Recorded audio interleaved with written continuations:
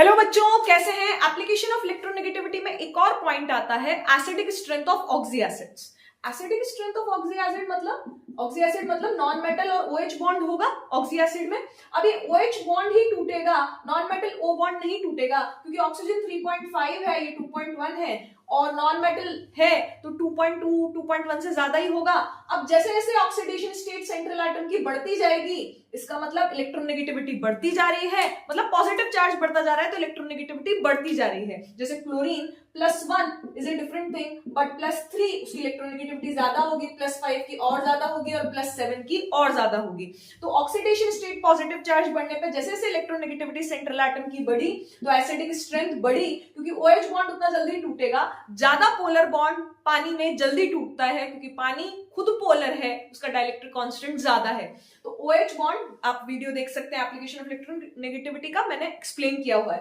तो OH bond टूटेगा और जल्दी से आपको H+ मिलेगा। जो बॉन्ड जितना ज्यादा पोलर वो बॉन्ड जल्दी टूटेगा।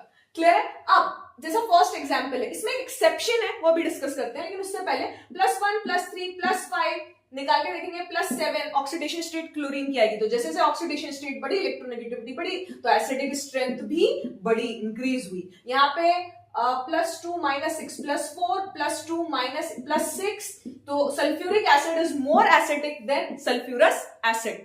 क्लियर है। अब यहाँ पे सब कुछ सेम है, एक ही एसिड एक हाइड्रोजन है, नंबर ऑफ ऑक्सीजन 4 है, नंबर ऑफ ऑक्सीजन 4 है, नंबर ऑफ ऑक्सीजन 4 है। और क्लोरीन ब्रोमीन आयोडीन में इलेक्ट्रोनेगेटिविटी सबसे ज्यादा किसकी है?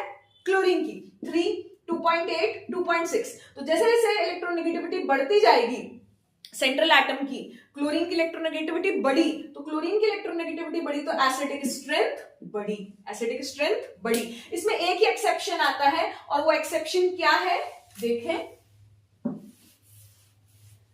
H3PO2 H3PO3 और H3PO4 में acidic strength H3PO2 hypophosphorous acid की एसिडिक स्ट्रेंथ ज्यादा होती है देन फॉस्फोरस एसिड की ज्यादा होती है देन फॉस्फोरिक एसिड। ये +1 है, ये +3 है, ये +5 है। क्लियर है, समझ में आया। तो इसकी सबसे ज्यादा है, ये एक्सेप्शन है। यहाँ पे ऑक्सीडेशन स्टेट कम होने पे भी एसिडिक स्ट्रेंथ क्या है, ऑक्सीडेशन स्टेट कम है लेकिन एसिडिक स्ट्रेंथ क्या है, ज्यादा है।